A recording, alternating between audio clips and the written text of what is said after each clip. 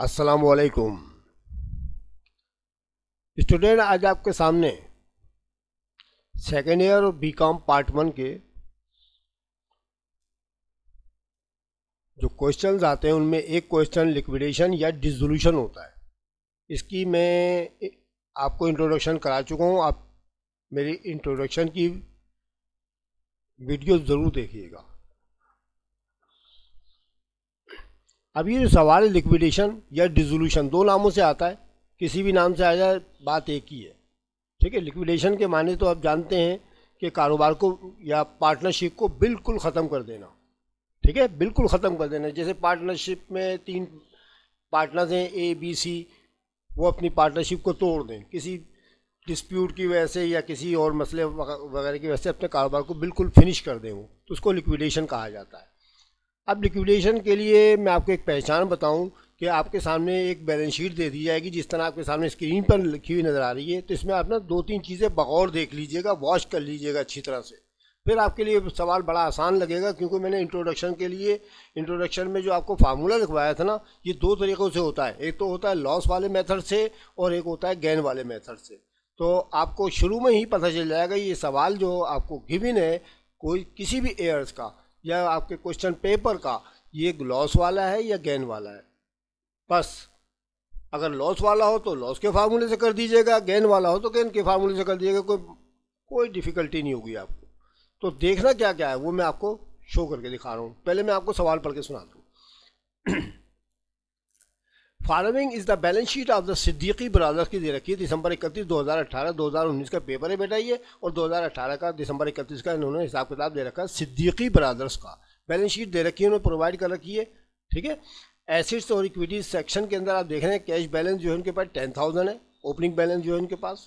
ठीक है, इस साल के लिए, और उनके पास कैश बैलेंस है 10,000, और जबकि अदर एसेट्स 5,50,000 रुपये। बेटा आप जानते हैं एसेट दो तरह की दो टाइप की होती है। Number 1 current asset, number 2 non current asset या फिक्स्ड एसेट्स। तो करंट एसेट और नॉन करंट एसेट को अगर ऐड कर लिया जाए तो टोटल एसेट्स कहलाता है वो। अब इसमें से आप कैश निकाल दें। क्या निकाल दें? कैश निकाल दें। किसी किसी सवाल में बैंक भी आ जाता है। ठीक है, तो आप कैश निकाल दें, cash in hand, cash at bank, तो फिर आपके पास जो कहलाएगा वो कहलाता है अदर एसेट्स। ठीक है, तो ये कैश देखें बिल्कुल इन्होंने सेपरेट लिखा हुआ है 10,000, और बाकी सब अदर एसेट जो है 5.5 लाख रुपए की हैं। जबकि क्रेडिट बैलेंस में आप देख रहे हैं कि इनके ऊपर अकाउंट पेबल है 60,000 रुपये, लाइब्रेरी चढ़ी हुई है। जबकि तीनों के कैपिटल आरिफ, बासित और कासिम कि इनके कैपिटल 1 लाख, 2 लाख, 2 लाख इन्होंने शो करके दिखाए हुए। ठीक है, तो हमारी टोटल एसेट्स और टोटल इक्विटी जो है दोनों इक्वल है, बराबर 5,60,000, 5,60,000 आप स्क्रीन पे देख लें आप। ठीक है, ये तो इन्होंने बैलेंस शीट दे दी। उसके बाद नीचे कुछ लाइन लिखी हुई है इन्होंने, ऑल द पार्टनर्स डिसाइडेड, सब पार्टनर्स ने ये फैसला किया कि लिक्विडेट कर देंगे अपने बिजनेस को बाय सेलिंग अदर एसेट्स, और सारी चीज़ें बेच डालेंगे अदर एसेट्स की। कितने की? 1 लाख रुपए की। अब गौर से सुननी शुरू कर दें आप बातें मेरी, ताकि मैं आपको पहचाने बता दूं कि आप रिकॉग्नाइज कैसे करेंगे इसको, कैसे टैली करेंगे कि करने कैसे हम लोगों ने ये। ठीक है, अब आप देखें 1 लाख रुपए का उन्होंने माल बेच डाला। कितने का? 1 लाख रुपए का, बोल्ड किया हुआ मैंने इसके ऊपर। ठीक है, तो चुनाचे 1 लाख रुपए का माल बेचा। अब आप फौरन दौड़ते हुए जाएं बैलेंस शीट के अंदर। बैलेंस शीट में जाके देखें एसेट साइड की तरफ। एसेट साइड में आपको एक चीज़ लिखी हुई नज़र आ रही है ना, जो मैंने पढ़ी है, अदर एसेट्स, ये लिखी हुई है। कितने की है सर? 5.5 लाख रुपए की है। तो कितने की है? 5.5 लाख की। यहाँ कितने की बेच दी सर? यहाँ तो 1 लाख की बेच दी, यानी 5.5 लाख का माल 1 लाख में बेच दिया। तो बताएं फ़ायदा हुआ या नुकसान हुआ? सर ये तो नुकसान हो गया। तो नुकसान को इंग्लिश में क्या कहते हैं? सर लॉस कहते हैं। तो बस लॉस वाले मेथड से कर लीजिएगा, ख़त्म हो गई बात। ठीक है ना, लॉस वाले मेथड से करना है, आपको फार्मूला लगाना है। जो मैंने आपको जर्नटीज़ की आपको सीरीज़ बताई थी, तो उसके अंदर आपने लॉस वाली जर्नटीज़ से आपने इसको पास करना है। ठीक है, 5.5 लाख का माल 1 लाख में बेचा। सबसे पहले आप ये देखा करें माल कितने का था अदर एसेट्स, और बेचा कितने का। इससे आपको पता चल जाएगा कि ये हमें लॉस वाले तरीके से करना है या गेन वाले तरीके से करना है। ठीक है, तो फैसला हो गया, 5.5 लाख का माल 1 लाख में बेचा, तो ये हो गया 4.5 लाख रुपए का इसको नुकसान। हो गया ना भाई, दोनों का डिफरेंस 4.5 लाख रुपए का नुकसान है। अच्छा आगे चलते हैं। एंड पेड कर दिया उसने लाइबिलिटीज, ये जो आपको 60,000 रुपये लिखे हुए नजर आ रहा है ना, ये अकाउंट पेबल के इक्विटी सेक्शन के अंदर, तो ये इसने पेमेंट कर दी इन लोगों ने सबने मिलकर अपने उधार के पैसे। अच्छा आगे एक चीज़ और भी लिखी है, Arif is personally insolvent. Arif जो है पर्सनली तौर पर यानी ज़ाती तौर पर इंसॉल्वेंट है, उर्दू में इसको कहेंगे कंगाल।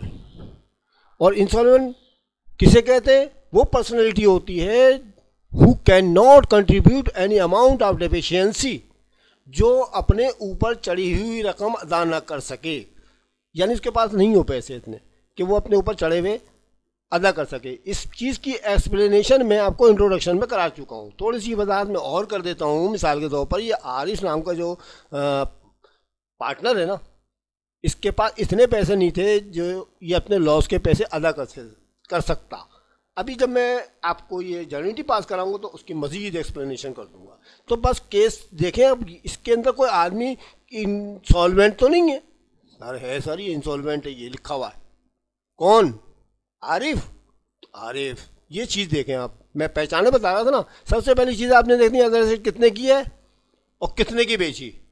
नंबर 2, इसके अंदर कोई शख्स या कोई पर्सन या कोई पार्टनर इंसॉल्वेंट तो नहीं है। अगर इंसॉल्वेंट है तो जर्निटियों की तादाद 5 हो जाती है, और अगर इंसॉल्वेंट नहीं है तो जर्निटीज़ आपकी 4 ही रहेंगी सिर्फ। ठीक है, तो इसलिए मैं बता रहा हूँ, पहचाने आपको। आरिफ जो है इसमें कंगाल है भाई, इंसॉल्वेंट है, वो नहीं दे सकता, लिख भी दिया है। And unable to meet his deficiency, जो उसके ऊपर डेफिशिएंसी चढ़ेगी वो अदा नहीं कर सकता। ठीक है, ये बातें हो गई। यानी इसके अंदर हमने एक बात तो ये देखी, माल कितने का था? माल था 5.5 लाख का। बेचा कितने का? 1 लाख का। नुकसान हुआ? जी सर कितने का? 4.5 लाख का। ठीक है, इस सवाल के अंदर कोई इंसॉल्वेंट है? जी सर इसमें है, इंसॉल्वेंट है। कौन है? आरिफ है। तो इसका मतलब जर्निटी कितनी बनाएंगे आप? सर 5 बनाएंगे। अगर इसमें इंसॉल्वेंट नहीं होता कोई, ना कोई सॉल्वेंसी का कोई जिक्र होता, तो फिर बनाते 4 जर्निटीज। ठीक है, हो गया फैसला। अच्छा, ये पढ़ने के बाद आप एक बात पे गौर करें बेटा, जब पार्टनरशिप की एग्रीमेंट होता है ना, उसमें उनकी रेशियो भी लिखी जाती है। जैसे मिसाल के ऊपर इक्वल होते हैं, या फिर 1:3 या 3:1, जैसा आपने फॉर्मेशन के अंदर कर रखा एग्रीमेंट के बाद लिखी जाती है उनकी रेशियो वगैरह उनकी कैपिटल के हिसाब से। यहाँ तो कुछ भी नहीं है, यहाँ तो रेशियो का दूर दूर तक नाम ही नजर नहीं आ रहा। ये भी बात याद रखने की है आपने कि रेशियो जरूर देख लीजिएगा सर सवाल के अंदर।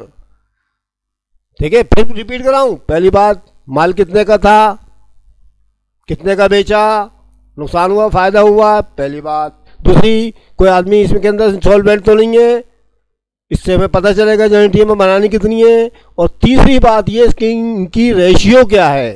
अब इस सवाल के अंदर तो रेशियो ही नहीं है कोई भी, तो इसका मतलब ये हुआ कोई कुछ भी ना लिखा हुआ अगर तो इक्वल हैं ये सबके सब, यानी बराबर के हिस्सेदार है। 1 1 1, 3 आदमी है ना, तो इसलिए चाहते 1 1 के इनकी रेशियो आ जाएगी 1 1 1। ठीक है, कुछ भी ना लिखा हो तो कोई भी मेंशन ना की गई रेशियो, तो बेटा आप हमेशा याद रखें इनकी रेशियो हमेशा इक्वल होगी। ठीक है, काम हो गया। ठीक है, चले भाई स्टार्ट करते हैं। सवाल तो बड़ा आसान है बच्चों, देखें क्या करने वाला हूँ मैं इसके साथ। Record the about liquidation procedure general के अंदर करना। सबसे पहले आप कैलकुलेशन करके दिखाइए। वही पुरानी बात जो मैंने भी आपको बताई थी कि माल कितने का था, सर 5.5 लाख का। बेचा कितने का, सर 1 लाख का, ये लिखा हुआ है। कितने का नुकसान हुआ, सर 4.5 लाख का। तो बेटा इस लॉस जिनके दरमियान को बांट के दिखाना है पहले कैलकुलेशन के अंदर। तो ये मैंने हेडिंग लिख दी है शेयर इन लॉस। ठीक है, शेयर्स इन लॉस। तो लॉस में इनके क्या क्या हिस्सेदारी होगी। तो बेटा ये शेयर्स इन लॉस का तरीका मैं आपको बताने लगा। सबसे पहले आरिफ का नाम लिखेंगे, पहले पार्टनर का नाम भी ऊपर जो लिखे हुए आपके सामने देखें, सामने देख के ये इक्विटी सेक्शन के अंदर नजर आ रहे हैं आपको। ये देखें तीनों लिखे हुए आपको, ये तीनों के तीनों पार्टनर्स हैं, इनके नाम लिखे जाएंगे। आरिफ शेयर, बासित शेयर और कासिम शेयर, तीनों के नाम लिखते हैं आप। 4.5 लाख रुपए नुकसान हुआ है इनको, और इक्वल है ना, रेशियो इक्वल है ना, 1/3 से मल्टीप्लाई कर दें तो 1.5 लाख रुपए इसको नुकसान आ गया। क्योंकि इक्वल पार्टनर है, इसलिए तीनों का नुकसान बराबर बराबर आएगा, इक्वल। 1,50,000, 1,50,000, 1,50,000 तीनों में आ गया। ये आ गया आपका शेयर्स इन लॉस, लॉस में इनकी हिस्सेदारी हो गई। ठीक है, अभी जनरल एंट्री में हम पैसे लिखने वाले हैं, इसके एक अमाउंट लिखेंगे। उसके बाद पेमेंट ऑफ डेफिशिएंसी। अब चूंकि मैंने भी आपको बताया था इसमें आरिफ जो है पर्सनली इंसॉल्वेंट, भाई पर्सनली इंसॉल्वेंट है ना, अब आरिफ तो दे नहीं सकता, अब उसके पैसे कौन देगा जो उसके ऊपर चढ़ेंगे। ठीक है, उसके ऊपर चढ़ेंगे तो उनके पैसे कौन देगा, तो उनके पैसे देंगे बाकी रिमेनिंग पार्टनर, वो उनको देने पड़ेंगे। एग्रीमेंट में लिखा होता है ये सब बातें पहले ही। तो अब यहाँ पर देखें आप कि ये जो शख्स है आरिफ का कैपिटल कितना लगा हुआ है, देखें ऊपर देखें बैलेंस शीट में देखें, ये देखें 1,00,000 रुपये लगा हुआ है। कितने लगे हुए हैं? 1,00,000। अच्छा, अब यहाँ नीचे आ जाए कैलकुलेशन में, आरिफ को जो लॉस हुआ वो कितना हुआ है? टोटली 1,50,000। लगाए कितने थे? 1,00,000। नुकसान कितना हो गया? 1,50,000। तो चढ़ गए या बच गए पैसे कुछ? सर इसने 1,00,000 रुपये लगाए थे, इसके ऊपर 1,50,000 रुपये डेफिशिएंसी चढ़ गई, तो इसका मतलब 50,000 रुपये चढ़ गए ज़्यादा सर। तो इसी को तो डेफिशिएंसी कहते हैं। ठीक है, इसको डेफिशिएंसी कहते हैं। 50,000 रुपये का जो अमाउंट है ना, इसके पास लेने के लिए जाते हैं दोनों पार्टनर, तो बोलता है I can not contribute any amount of deficiency because I am insolvent. मैं तो दे ही नहीं सकता, मेरे पास तो पैसे नहीं है, मैं कहाँ से दूँ, मैं तो भाई कंगाल हूँ। तो कौन देगा भाई इनके पैसे? वो दोनों देंगे मिलके, और कौन देगा? ठीक है, वो दोनों मिलके इनके पैसे देंगे। तो इसकी आपने कैलकुलेशन करनी है, पेमेंट ऑफ डेफिशिएंसी। ठीक है, पेमेंट ऑफ डेफिशिएंसी अदा करें। अब कौन देगा? दोनों देंगे ना। अब सारे एक आदमी तो निकल गया, अब बचे बाकी दो, वो इक्वल पार्टनर है, तो 1:1 की रेशियो है, तो 1/2 1/2 नहीं हो गया दोनों को जमा करके, 1/2 आधे आधे देंगे दोनों मिलके। तो इसके ऊपर चढ़े कितने थे? 50,000 रुपये। ये 50,000 के बासित देगा पहला पार्टनर जो है इनका। आरिफ तो हटाएं, आरिफ तो कंगाल है भाई। ठीक है, बासित का जो हिस्सा होगा और कासिम का जो हिस्सा होगा आधा आधा हो जाएगा ना, हाफ हाफ। ठीक है, 50,000 के आधे ये देगा 25,000, 50,000 के आधे ये देगा 25,000, हो गए 25 25 50। सही ना? पक्का? ये होता है तरीका कैलकुलेशन करने का। उसके बाद रिमेनिंग कैश डिस्ट्रीब्यूशन। आरिफ साहब तो गए, अब बचे बासित और कासिम। अब ये इनको बाकी जो पैसे बचे खुचे होंगे ना, वो इनको मिल जाएंगे। अब उसकी कैलकुलेशन कैसे करेंगे? बासित शेयर। सबसे पहले बासित शेयर की हेडिंग डालेंगे, उसका कैपिटल देखेंगे ऊपर कितना है बैलेंस शीट के अंदर जाकर। देखो बेटा, capital of Basit 2 lakh, capital of Kasim 2 lakh.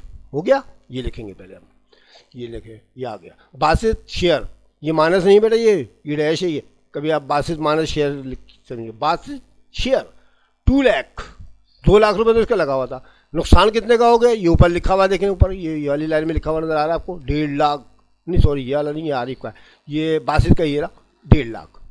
नुकसान कितना हुआ? 1.5 लाख। तो ये माइनस कर देंगे 1.5 लाख, तो 2 लाख में 1.5 लाख निकालेंगे, कितने बचे सर? 50,000। अच्छा, 25,000 रुपये से डेफिशिएंसी की भी दिए, किसके? आरिफ के।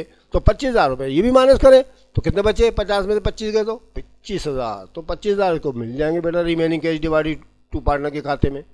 इसी तरह दूसरे वाले भी है, उसने भी 2 लाख रुपए लगा रखे थे इत्तेफाक से, 1.5 लाख रुपए को भी नुकसान हुआ था, और 25,000 उसने डेफिशिएंसी के भी दिए थे, तो इसको भी 25,000 मिल जाएंगे। ये कैलकुलेशन करनी पड़ेगी आपको सबसे पहले, फिर उसके बाद जनरल एंट्री स्टार्ट। ठीक है, चलो भाई, जनरल एंट्री तो कोई मसला ही नहीं है। जनरल एंट्री तो आपने याद कर ली होगी ना, इंट्रोडक्शन में करा दी थी। जनरल एंट्री याद कर ले, 10 मिनट में ना आपका गेम खत्म हो जाए पूरा का पूरा। 10 मिनट में मैं आपको गारंटी दे रहा हूँ, 10 मिनट में आपका पूरा का पूरा सवाल निमट जाएगा ये, अगर आपने जनरल एंट्री याद कर ली। आंखें बंद करके शुरू कर दें। चले पहले जनरल एंट्री पास करते हैं। कैश डेबिट, कितने का माल बेचा था भाई? ऊपर सर 1 लाख का, तो कैश डेबिट 1 लाख रुपये आ गया उसके पास। लॉस कितने का हुआ था सर? ऊपर भी हमने हिसाब लगाया 4.5 लाख का, 4.5 लाख का लॉस हुआ था। लॉस ऑन सेल्स या रियलाइजेशन डेबिट 4.5 लाख, दोनों को जमा कर ले कितने हो गए? 5.5 लाख। अदर एसेट हमारी थी ना, अब दे दी किसी और को, तो हमारे हाथ से तो गई। ठीक है, तो 84 अदर एसेट्स क्रेडिट 5.5 लाख, और यहाँ लिख देंगे sales of other assets on loss. पहले जनरल एंट्री याद कर लीजिएगा।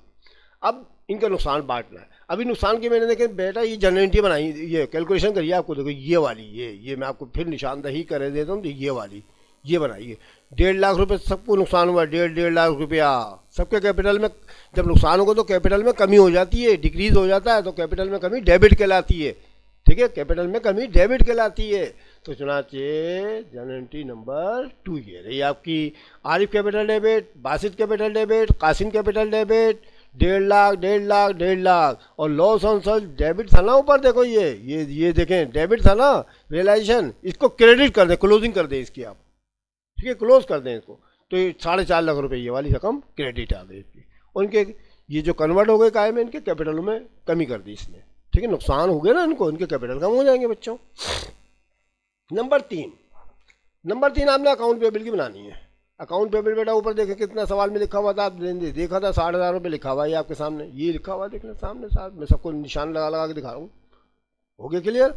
60,000 रुपये लिखा था, लिख दें बस आंखें बंद करके। Account payable debit cash credit 60,000 to record payment of liabilities. और नंबर 4 पे अब बनाएंगे चौथी स्पेशल, वो जो इंसॉल्वेंट का केस था।